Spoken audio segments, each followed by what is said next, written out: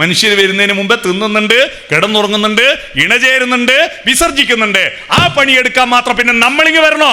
കടുവ പോരെ, ആന പോരെ, പുലി പോരെ? നമ്മളെന്തിനാ മനുഷ്യരായത്? ചിരിക്കാൻ, ചിന്തിക്കാൻ, പാട്ടുപാടാൻ, സ്വപ്നങ്ങൾ കാണാൻ, സ്നേഹിക്കാൻ, സൗന്ദര്യബോധം ആസ്വദിക്കാൻ. വെയിലുമുള്ള കാലത്തെല്ലാം മഴവില്ലുണ്ടായിരുന്നു. പക്ഷെ ആ മഴവില്ലിന് 7 നിറമാണെന്ന് എണ്ണാൻ നമ്മൾ വന്നേരേ കഴിഞ്ഞിട്ടുള്ളൂ. അതിനു മുമ്പ് ഒരാളും 7 നിറമെന്ന് എണ്ണിയിട്ടില്ല. ആ തുളസിയുടെ കതിർ നുള്ളിയെടുത്തിട്ടൊരു മാല കെട്ടിയിട്ട്, തുളസി കതിർ നുള്ളിയെടുത്ത് കണ്ണൻ ഒരു പൂജയ്ക്കായി പൊട്ടാത്ത നൂലിൽ കെട്ടാൻ ഒരു പൊട്ടനും ഉണ്ടായിരുന്നില്ല.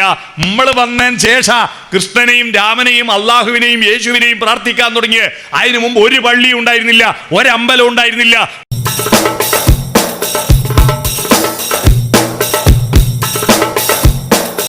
ഈ കപ്ലങ്ങ എന്ന് പറയുന്ന സാധനമില്ലേ, നിങ്ങളുടെ കപ്ലങ്ങ ഞങ്ങൾക്ക് കർമ്മോസാ. എൻ്റെ നാട്ടിൽ ഒരു സ്ത്രീ കപ്ലങ്ങ കറി വെക്കാൻ വേണ്ടി മുറിച്ചിടുക. അപ്പോൾ മുട്ടുകുത്തി ചെറിയ കുഞ്ഞുണ്ട്. മുട്ടുകുത്തി വന്നിട്ട് ഇതിലൊന്നെടുത്തിട്ട് കുഞ്ഞ് വായിലിട്ടു. അത് വിഴുങ്ങി ഇവിടെ കുടുങ്ങിപ്പോയപ്പോൾ കുഞ്ഞ് അപ്പാട് ശ്വാസം കിട്ടാതെ ഇങ്ങനെ മലർന്നടിച്ച് വീണ് കണ്ടിട്ട് ഈ സ്ത്രീ നെഞ്ചത്തടിച്ച് നിലവിളി കേട്ടിട്ട് കാട്ടുകാരോടി വന്നു. ഈ കുഞ്ഞിനെ എടുത്ത്, ശ്വാസം കിട്ടാത്ത കുഞ്ഞിനെ എടുത്ത് വണ്ടി കയറ്റിയിട്ട് ഞങ്ങളുടെ നാട്ടിൽ ഹരിശങ്കർ ഡോക്ടറെ അടുത്ത് കൊണ്ടുവന്നു. ഡോക്ടറെ അടുത്ത് വരുമ്പോഴേക്ക് കുഞ്ഞ് മരിച്ചു പോയിരുന്നു. ആ ഡോക്ടറോട് കൂടെ നിന്ന ചെറുപ്പക്കാർ പറഞ്ഞു, ഇവർ നെഞ്ചത്തടിച്ച് നിലവിളിക്കുന്നത് കേട്ടിട്ടാണ് ഞങ്ങൾ ഓടി വന്നതെന്ന്. അന്ന് ഡോക്ടർ പറഞ്ഞൊരു വാക്കുണ്ട്, ഈ സ്ത്രീ നെഞ്ചത്തടിക്കുന്നതിന് പകരം ആ കുട്ടിയുടെ പുറത്താ ഒന്ന് അടിച്ചിരുന്നെങ്കിൽ അത് തെറിച്ചു പോവായിരുന്നു. കരയേണ്ടടത്തെ കരയാവൂ. കുഞ്ഞിന് അബദ്ധം പറ്റിയാൽ നെഞ്ചത്തടിച്ച് നിലവിളിച്ച് ആര് വരണ്ട് രക്ഷിക്കാൻ? അതിന് പകരം ആ കുഞ്ഞിൻ്റെ പുറത്തൊന്നടിച്ച് അതങ്ങ് തെറിച്ചു. നമുക്ക് ചെയ്യേണ്ട കാര്യങ്ങൾ ചെയ്യേണ്ട സമയത്ത് ചെയ്യണം. കരയണം, കരയേണ്ടടത്തേ കരയാവൂ. ചിരിക്കണം, ചിരിക്കേണ്ടടത്തേ ചിരിക്കാവൂ. ദേഷ്യം വരണം, ദേഷ്യം വരേണ്ടടത്തേ ദേഷ്യം വരാവൂ. അത്തരത്തിൽ വയോജനങ്ങൾ അവർ മരണം വരെ ജീവിച്ചിരിക്കാൻ കഴിയണം. അല്ലാതെ എൻ്റെ ജീവിതമെല്ലാം പോയി ഇനിയെന്ത്? നിങ്ങൾക്ക് വികസിക്കാനുള്ള മാർഗം ഞാൻ പറഞ്ഞു തരട്ടെ. ബിരിയാണി തിന്നാറില്ലേ? ബിരിയാണി തിന്നുന്നതിനേക്കാൾ രസമുള്ള ഒരു സാധനം ഞാൻ പറഞ്ഞു തരട്ടെ. സന്തോഷ് ഏച്ചിക്കാനത്തിൻ്റെ ബിരിയാണി എന്ന് പറഞ്ഞൊരു കഥ വായിച്ചാൽ മതി. ഇവിടെ ഉണ്ടോ? ഇവിടുത്തെ ലൈബ്രറിയിലുണ്ടോ? ഉച്ചത്തിലൊരാൾ വായിക്കുക. ഈ പാട്ടുപാടുന്ന കുറേ പാട്ടുപാടിയില്ലേ ഇവിടെ? അതേപോലെ ആരെങ്കിലും ഒരു കഥ വായിക്കുക. മാധവിക്കുട്ടീൻ്റെ നെയ്പ്പായസം എന്ന് പറയുന്ന കഥ വായിക്കുക. ടി പത്മനാഭൻ്റെ ഗൗരി എന്ന് പറയുന്ന കഥ വായിക്കുക. പ്രകാശം പരത്തുന്ന പെൺകുട്ടി എന്ന് പറയുന്ന കഥ വായിക്കുക. ഇതൊക്കെ വായിക്കുക. നല്ല രസമുള്ള കഥയാ. അതെല്ലാം വായിക്കുക. ഒരു കവിത ചൊല്ലിക്കൂടെ? മരണം വരെ വായിച്ചു കൊണ്ടിരിക്കുക. ഈ വായന എന്ന് പറഞ്ഞാൽ സ്കൂളിൽ പഠിക്കുന്ന കുട്ടികൾക്ക് മാത്രം ഉള്ളതാണെന്ന് ധരിച്ചതാ നമുക്ക് പറ്റിയ അബദ്ധം. കല്യാണം കഴിച്ചാൽ പിന്നെ പുസ്തകം വായിക്കൂല. കേരളത്തിലെ 90% പുരുഷന്മാരും സ്ത്രീകളും വിവാഹത്തിന് ശേഷം പുസ്തകം വായിക്കൂല. ഈ വിവാഹത്തിൻ്റെ രജിസ്ട്രേഷൻ്റെ അഗ്രിമെൻറ്റിൽ ഇനി പുസ്തകം വായിക്കാൻ പാടില്ല എന്ന് എഴുതി തന്നിട്ടുണ്ട് ആരെങ്കിലും? ഇല്ല. പിന്നെ കല്യാണം കഴിഞ്ഞാൽ പിന്നെ എന്താ പണി? ഉണ്ണുക, ഉറങ്ങുക, ഉണ്ണി ഉണ്ടാക്കുക, വിസർജിക്കുക. ഈ പണി മാത്രം എടുത്താൽ മനുഷ്യനാവുമോ? ഇതെല്ലാം മൃഗങ്ങളും ചെയ്യുന്നില്ലേ? നമ്മൾ മനുഷ്യരായത് ഭക്ഷണം കഴിക്കുന്നത് കൊണ്ടോ, കിടന്നുറങ്ങുന്നത് കൊണ്ടോ, ഇണചേരുന്നത് കൊണ്ടോ, വിസർജിക്കുന്നത് കൊണ്ടോ അല്ല. ചിരിക്കുന്നത് കൊണ്ടും, ചിന്തിക്കുന്നത് കൊണ്ടും, പാട്ടുപാടുന്നത് കൊണ്ടും, സ്നേഹിക്കുന്നത് കൊണ്ടുമാണ് മനുഷ്യരായത്. ഇതൊന്നും ചെയ്യാതെ രാവിലെ എഴുന്നേൽക്കുക, നേരെ ടോയ്ലറ്റിൽ പോവുക, ഒരു പ്രഭാതത്തെ കണി കാണൂല. മുന്നിലത്തെ വാതിൽ തുറന്നിട്ട് ആ പ്രഭാതത്തിൽ മുറ്റത്ത് വിരിഞ്ഞു നിൽക്കുന്ന ആ പൂക്കളുടെ ഇതളിൻ്റെ മേലെ ഒരു മഞ്ഞുതുള്ളിയെ കണ്ടിട്ട് ആ മഞ്ഞുതുള്ളി അടർന്ന് വീഴുമ്പോൾ ഉണ്ടാകുന്ന അതിൻ്റെ സൗന്ദര്യം ആസ്വദിക്കാൻ പറ്റിയിട്ടുണ്ടോ? വയലിലെ പൂക്കളുടെ മേലെ വെയിൽ തട്ടുമ്പോൾ വൈരക്കല്ല് പോലെ വയലിലെ പൂക്കളുടെ മേലെയുള്ള മഞ്ഞുതുള്ളി തിളങ്ങുന്നത് കണ്ടിട്ട് സൂര്യാംശുവോരോ വയൽ പൂവിലും വൈരം പതിക്കുന്നുവോ എന്ന് പാട്ടുപാടിക്കൂടെ? പുൽക്കൊടിത്തുമ്പിൻ്റെ മൂർധാവിലെ മഞ്ഞുതുള്ളിയിൽ സൂര്യകിരണങ്ങൾ തട്ടുമ്പോൾ അത് ചുവന്നു വരുന്നത് കണ്ടിട്ട് ഉഷാകിരണങ്ങൾ പുൽകി പുൽകി തുഷാരബിന്ദുവിൻ വദനം ചുവന്നു പകലിൻ മാറിൽ ദിനകരകരങ്ങൾ പവിഴമാലികകൾ അണിഞ്ഞു എന്നൊരു പാട്ടുപാടിക്കൂടെ?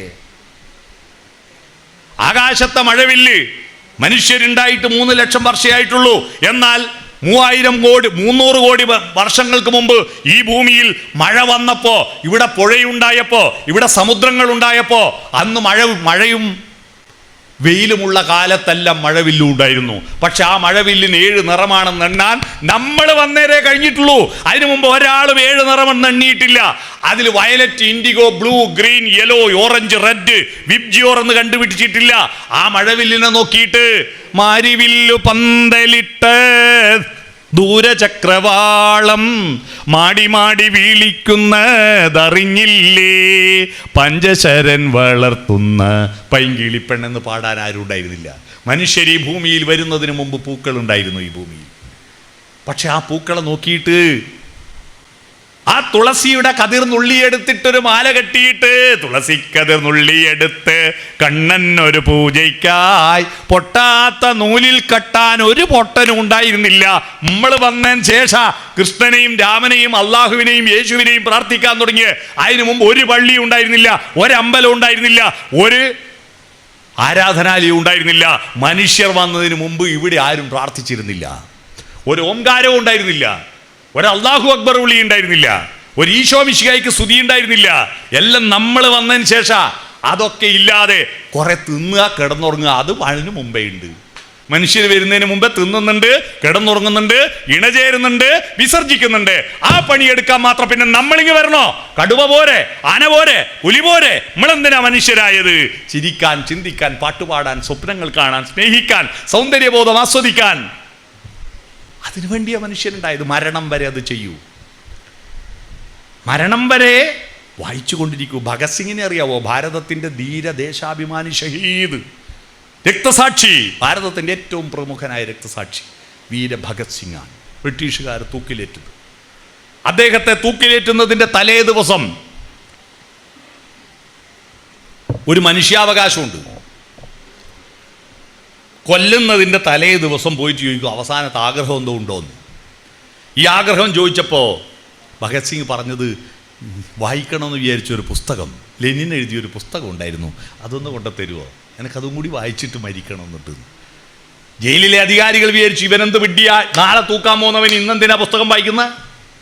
അപ്പം നമ്മൾ സ്കൂളിൽ പഠിക്കുന്നതല്ല എല്ലാ കാലവും ഈ ഭൂമിയിൽ ബാക്കിയുണ്ടാവും എന്ന് വിചാരിച്ചിട്ടാ? അല്ല, എല്ലാവരും മരിക്കുമല്ലോ. മരിക്കാത്ത ആരുമുണ്ടോ ലോകത്ത്? എല്ലാവരും മരിക്കും. അതുകൊണ്ട് മരിക്കുന്നത് വരെ ജീവിച്ചിരിക്കുക. പക്ഷിമൃഗാദികളെല്ലാം മരിക്കുമ്പേ മരിക്കൂ, നമ്മളെപ്പോഴും മരിക്കൂ. അതാ കുഴപ്പം. അവർക്ക് കാലബോധവും മരണബോധവും ഇല്ലാത്തത് കൊണ്ട് മരിക്കുമ്പം മാത്രമേ അവർ മരിക്കൂ. നമ്മളെപ്പോഴും ചെറിയൊരു ഗ്യാസ് കയറിയാൽ മതി, ഒരു ഗ്യാസ് കയറിയാൽ മതി, ഉടൻ തന്നെ ജീരകം വറുത്ത വെള്ളം കുടിച്ചാൽ അതങ്ങ് പോവും. പക്ഷെ ഉടനെ എൻ്റെ അറ്റാക്കായി പോവോ? അപ്പോൾ പോവും, ഓടൂ. എടാ, നമ്മളെ സാധാരണ ഡോക്ടർ പോരാ, MD വേണം, MS വേണം, മിംസ് പോകണം, മെഡിക്കൽ കോളേജിൽ പോകണം. അങ്ങനെയായി ഈ വലിയ പ്രൈവറ്റ് മെഡിക്കൽ കോളേജുകാരെല്ലാം പൈസ ഉണ്ടാക്കുന്നത് ചെറിയ സൂക്കേടിന് ബെല്ല്. മരണം വരും ഒരു നാൾ ഓർക്കുക മർത്യ, നീ ഇടക്കിടക്ക് പറഞ്ഞു കൊടുക്കുന്നതിൻ്റെ കാരണം മെഡിക്കൽ കോളേജിൽ ആൾ വായനാ.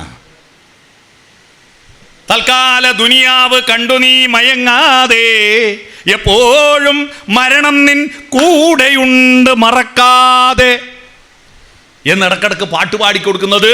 എപ്പോഴും നീ മരിക്കാൻ സാധ്യതയുണ്ട്, അതുകൊണ്ട് ചെറിയ അസുഖത്തിനും വലിയ ഡോക്ടറെ അടുത്ത് പോകണം എന്നാണ് പ്രേരിപ്പിക്കാനാണ് ഇതെല്ലാം പാടിക്കൊടുക്കുന്നത്. നമ്മൾ ഈ മരണം വരുമ്പോൾ വരട്ടെ എന്ന്, അപ്പം അന്നേരം മരിച്ചാൽ മതി. മരണം വരുമ്പോൾ മരിച്ചാൽ മതി, അല്ലാതെ എല്ലാ ദിവസവും മരിക്കുമല്ലോ. നരനായി ഇങ്ങനെ ജനിച്ചു ഭൂമിയിൽ നരകവാരിധി നടുവിൽ ഞാൻ, ഈ നരകത്തിൽ തന്നെ കരകയറ്റിയിടണം തിരുവയ്ക്കമ്പാഴും ശിവശംഭോ. അങ്ങോട്ട് പോകണമെന്ന് പ്രാർത്ഥിക്കുക. എന്നാൽ പിന്നെ ഇങ്ങ് വരണോ? ചേട്ടാ അങ്ങ് പോകാനാ പിന്നെ ഇങ്ങ് വരണോ? അവിടെ നിന്നാ പോരെ. പോകേണ്ടതിനെ പറ്റി നിങ്ങൾ ചിന്തിക്കണ്ട, അത് പോകേണ്ട സമയത്ത് പോയിക്കോളും. മനസ്സിലായോ? നമ്മൾ ഇവിടെ ഇരിക്കുമ്പോൾ നമുക്ക് ചില കാര്യങ്ങൾ ചെയ്യാൻ പ്രകൃതി നമ്മളോട് പറഞ്ഞിട്ടുണ്ട്. അത് ചെയ്യുക, അതൊന്ന് ചിരിക്കുക എന്നതാണ്. സ്മൈൽ, പുഞ്ചിരിക്കൂ. പക്ഷിമൃഗാദികൾക്കൊന്നും പുഞ്ചിരിക്കാൻ അറിയില്ല. ആകെ ചിരിക്കാൻ അറിയുന്നൊരു ജീവി കഴുതയാണ്. അത് പക്ഷെ ചിരിയല്ല, ഇളിയാണ്. അത് സന്തോഷം കൊണ്ട് ചെയ്യുന്നതല്ല, അതിൻ്റെ സ്വഭാവ വൈകൃതം പ്രകടിപ്പിക്കുന്നതാണ് ഇളിക്കുന്നത്, അല്ല അത് സന്തോഷമല്ല. അത് സന്തോഷം കൊണ്ട് ആനന്ദം കൊണ്ട് ചിരിക്കാൻ നമുക്കേ കഴിയൂ. മധുരിപു ഭഗവാൻ മാനസമുരളിയെ ഒരാനന്ദമുണ്ടാകുന്നു അല്ലേ? അവനില്ലാതെ ഞാനില്ല എന്നെൻ്റെ കണ്ണൻ്റെ കാതിൽ നീ ചൊല്ലുമോ, പരിഭവം പറയുമോ എന്ന് പാടുമ്പോൾ നിന്നെ അണിയിക്കാൻ താമര നൂലിനാൽ ഞാനൊരു പൂത്താലി തീർത്തു വച്ചു, നീ വരുവോളവും വാടാതിരിക്കാനായി ഞാനതെടുത്തു വച്ചു, എൻ്റെ നെഞ്ചിലെടുത്തു വച്ചു എന്ന് പാടുമ്പോൾ, അല്ലെങ്കിൽ ഒറ്റപ്പത്തിയൊടായിരമുടലുകൾ കെട്ടുപിണഞ്ഞൊരു മണിനാഗം ചന്ദനലതയിൽ അധോമുഖ ശയനം ചന്തമൊടിങ്ങനെ ചെയ്യുമ്പോൾ വിലസി വിമലെ ചെറിയൊരു പനിനീരലർച്ചൂടിയ നിൻ ചിഗുരഭരം എന്ന് ചങ്ങമ്പുഴയുടെ മനസ്സിനി പാടുമ്പോൾ ഉണ്ടാകുന്നൊരു പുഞ്ചിരി, അതാണ് സ്മൈൽ. ഓ ഓപ്പൺ ഹേർട്ട്, ഹൃദയം തുറന്ന് വർത്തമാനം പറ, ഹൃദയം തുറന്ന് ചിരിക്ക്, ഹൃദയം തുറക്ക്. ഈ ഹൃദയം തുറക്കാത്ത കൊണ്ടാണ് എല്ലാത്തിനും ടക്ക് എന്ന് പറഞ്ഞ് പൊട്ടിപ്പോകുന്നത്. ഈ തുറക്കുകയും അടക്കുകയും ചെയ്യാതെ വാതിൽ എപ്പോൾ അടച്ചു വെച്ചാൽ പിന്നെ തുറക്കൽ പണിയാ, തമ്പിച്ചു പോവും. എല്ലാ ദിവസവും രാവിലെ എണീറ്റാൽ മുന്നിലത്തെ വാതിൽ തുറക്കണ്ടേ? തുറക്കുക അടക്കുകയും വേണം. വാതിൽ ഉണ്ടാക്കിയത് തുറന്നു വെക്കാനാ അടച്ചു വെക്കാനാന്ന് ധരിച്ചു പോയി കുറേ പൊട്ടന്മാർ നമ്മൾ കേരളത്തിൽ. എല്ലാ വീടും വാതിൽ അടച്ചു വെക്കും. ഒരിക്കലും തുറക്കാത്ത വാതിൽ പിന്നെ വാതിൽ വേണോ? ചുമര് വെച്ച് മുട്ടിച്ചാൽ പോരെ? ജനലുകളും വാതിലുകളും ഉണ്ടാക്കിയിരിക്കുന്നത് അടച്ചു വെക്കാനല്ല, തുറന്നു വെക്കാനാ. തുറന്നു വെക്കാത്ത വാതിലുകൾ സ്ഥിരം അടച്ചു വെച്ചാൽ അത് പൊട്ടിപ്പോവും, അത് പിന്നെ തുറക്കാൻ പറ്റില്ല, ചെതല് പിടിച്ചു പോകും. അതുപോലെ നമ്മുടെ ഹൃദയം തുറക്കാത്തവരെ കൊണ്ടാണ് അറ്റാക്ക് കൂടുന്നത്. ഹൃദയം തുറന്ന് ചിരിക്ക്, ഹൃദയം തുറന്ന് കരയ്, ഹൃദയം തുറന്ന് പാട്ടുപാടൂ. അതാണ് open heart. Oh open heart. F forward lean. അഹന്ത വേണ്ട, ഒന്ന് മുന്നോട്ട് കുഞ്ഞൂടെ. നമ്മൾ അത്രക്കല്ലേ ഉള്ളൂ. ഒരു ചെറിയ വൈറസ് വിചാരിച്ചിട്ട് ഈ ലോകത്തിലുള്ള സകല രാജ്യങ്ങളെയും മൈക്രോസ്കോപ്പിലൂടെ നോക്കിയാൽ മാത്രം കാണുന്ന ഒരു വൈറസ് കൊണ്ട് ഈ ലോകത്തിലെ മുഴുവൻ രാജ്യങ്ങളെയും കുടുങ്ങിക്കിടത്തിയില്ലേ?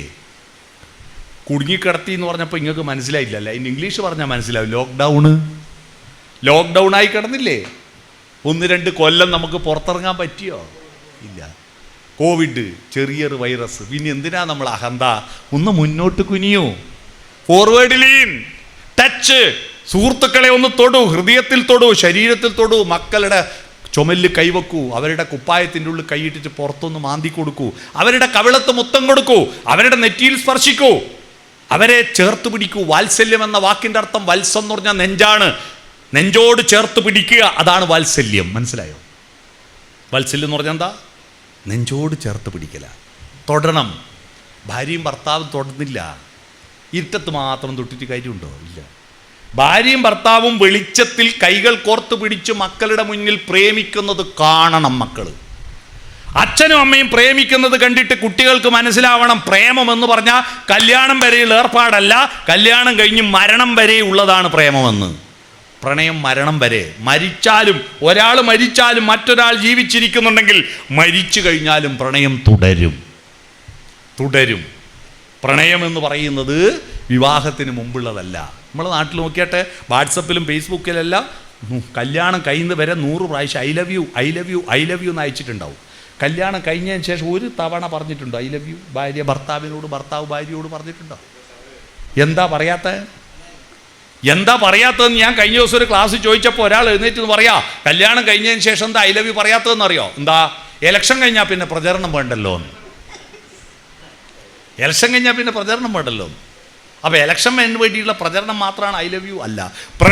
പ്രേമം ഈ ലോകത്തിലെ ഒരേ ഒരു മതമാണെന്ന് ഉള്ളൂരിൻ്റെ വരികൾ കേട്ടിട്ടുണ്ട്. ഒരൊറ്റ മതമുണ്ട്, ഉലകിന്നുയരാം പ്രേമമതൊന്നല്ലോ, പരക്കെ നമ്മെപ്പാലമൃതൂട്ടും പാർവണ ശശിബിംബം. അല്ലേ? ലോകത്ത് മുഴുവൻ നിലാവ് വരത്തുന്ന അതിസുന്ദരമായിരിക്കുന്ന വാക്കാണ് പ്രേമം. എന്നാൽ നമ്മളെ കുട്ടികൾ വിചാരിക്കുന്നത് പ്രേമം എന്ന് പറഞ്ഞാൽ ഐസ്ക്രീം വാങ്ങിക്കൊടുക്കുക, പിറ്റേന്ന് കൂട്ടി പോവുക, ഏടിയം പോയിട്ട് ഇണചേരുക, എന്നിട്ട് തിരിച്ചു പോവുക. ഇതാണ് പ്രേമമെന്ന് ധരിച്ചുപോയി. വിവാഹം എന്ന സങ്കല്പം തന്നെ തകരുക. ഇപ്പോൾ വിവാഹം വേണ്ട, പിന്നെന്താ? Living together. കാമവികാരം എല്ലാവർക്കും ഉണ്ടാവും.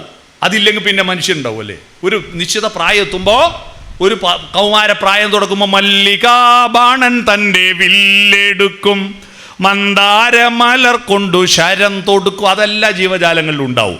പക്ഷേ അത് പ്രകൃതിയുടെ ദൗത്യമാണ്. നമ്മൾ പ്രകൃതിയുടെ ദൗത്യം മാത്രം നിർവഹിച്ചാൽ പോരല്ല, അത് പക്ഷിമൃഗാദികൾ ചെയ്യട്ടെ. നമുക്ക് ചില ദൗത്യമുണ്ട്.